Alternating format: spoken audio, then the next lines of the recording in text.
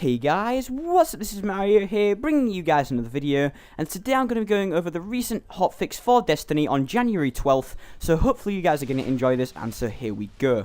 So in this hotfix, Bungie fixed a bunch of the glitches with raids. They also gave us some new things for PvP, as well as a few minor bugs, and I'll go through everything in this video. So we'll start off with the fixes that they did for the raids. They fixed some issues with the Vault of Glass that players were having, and they also fixed a lot of the issues with Crota's End that everyone was having. So we'll start off with the Vault of Glass, and the only thing that they've changed is that exotic weapons gained through the Vault of Glass will now be level 32 quality.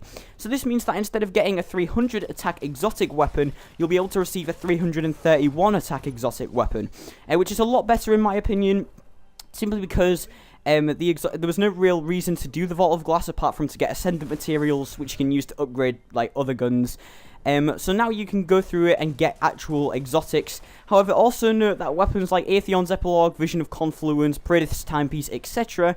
will be 300 attack. They won't be upgraded. So now let's move on to the main part of this patch in my opinion, which is for the fixes for the Crota End cheese methods and just general bugs. So we'll begin with the rewards. A few of the rewards have been changed around. Treasure chests will now only contain radiant materials. From the pit chest and from the second chest that you can get in the raid, you will not be able to receive exotics, class items, etc. You'll only be able to receive radiant materials. And the final thing that they changed as far as rewards go is that the existing pit treasure chest reward has now been moved to killing Aute the Death Singer, which is a really good change since the Death Singer phase of the raid is extremely difficult. In fact, it's the most difficult in my opinion, and it's really confusing, and so I think it deserves a reward. So now let's move on to the first part of the raid that's been fixed, which is the pit encounter. The thing that's been changed with this is that the Pillars of Light will no longer launch players into the air when they explode.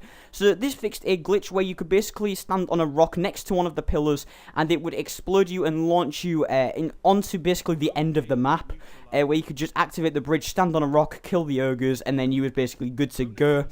And you could do this bit solo, and it's really weird cheese, and so they fixed that. Next we have the bridge encounter fixes. There's been two fixes for this. Players will now be required to cross the bridge in order to complete the bridge encounter, and players will now be required to wait for the bridge to be completed prior to crossing with the sword. So this fixes a few glitches. It requires players to actually cross the bridge in order to finish the encounter. And it also fixes a glitch where you could actually you didn't need to wait for the bridge, you could just kill the sword bearer, and then you could swing the sword to get to the other side of the bridge from a certain platform. And so that's a good fix. So now the bridge counter also can't be soloed. You have to have, I think you actually have to have 6 people to do it now, which is a very good change. The third encounter, the Death Singer encounter, they fixed a rare case where the Shriekers would not spawn, preventing players from reaching the Death Singer. I have never encountered that glitch, but I'm sure some people have, and I bet it must have been very irritating. And finally, the Death Singer now has a chance to drop exotic weapons and armor, class pieces, and radiant materials. So that's a very good change. Like I said previously, the Death Singer really did need a loot drop. So now we're moving on to the main part of the Crota's End patches, and the final part, which is the Crota encounter. So they fixed a glitch where 2 sword bearers would spawn at the same time at the outset of an encounter. So basically, when the sword bearer spawned, you could kill him instantly, and a second one would spawn in, and you could basically have 2 swords. And this was a kind of, I guess, a cheese method. People were completing the raid in just over 1 minute with this method, and so that's been fixed. So you can't do that now. Crota will now recover from his kneeling state after a player quits, so you'll no longer be able to do the cheese where someone disconnects their internet as the host, and then Crota will remain kneeling down, and you can just go up to him, whack him with a sword, and he's dead. They also fixed 2 bugs. They fixed a bug that allowed players to remove the presence of Crota using a Radiance Warlock's Fireborn ability. So that's a very good glitch, a very good patch. If you didn't know about the glitch, basically, everyone could die at the very start. A Radiance Warlock could revive themselves, then revive everyone else, and everyone would regenerate health normally. You wouldn't need the Chalice of Light to do it. They also finally fixed the bug that made the Oversoul appear destroyed to some players in a fire team when it was actually still alive.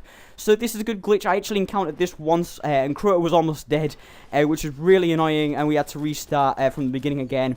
But don't matter too much, at least it's been fixed now. So now we're moving on to the PvP changes. The more minor PvP changes is that 3 maps were added to the rotation for Control, Clash, and Iron Banner. which is the Anomaly, Asylum, and the Burning Shrine. So you guys will be able to play these maps inside of Control, Clash, and the Iron Banner now, which is really good because these are actually some pretty decent maps. I don't like the Asylum too much, but the Burning Shrine is definitely a good addition. Iron Banner will also be happening this week. It will begin at 1 AM Pacific on Tuesday, January 13th, and will end the following at 1 AM Pacific on January 19th, I believe. There will also be some new drops that you can get. From the playlist, you can receive a 331 attack sniper rifle or a 331 attack auto rifle. So these are the weapons you can earn only from playing Iron Banner. And then Lord Saladin will be selling a 331 attack hand cannon, a 331 attack rocket launcher, level 32 gauntlets, and level 31 boots. So if you're looking for some raid quality gauntlets, you can actually buy them from Lord Saladin if you grind Iron Banner out over this week. So if you're looking for only like gauntlets to get to level 32, then I recommend checking Lord Saladin and playing some Iron Banner this week or this weekend.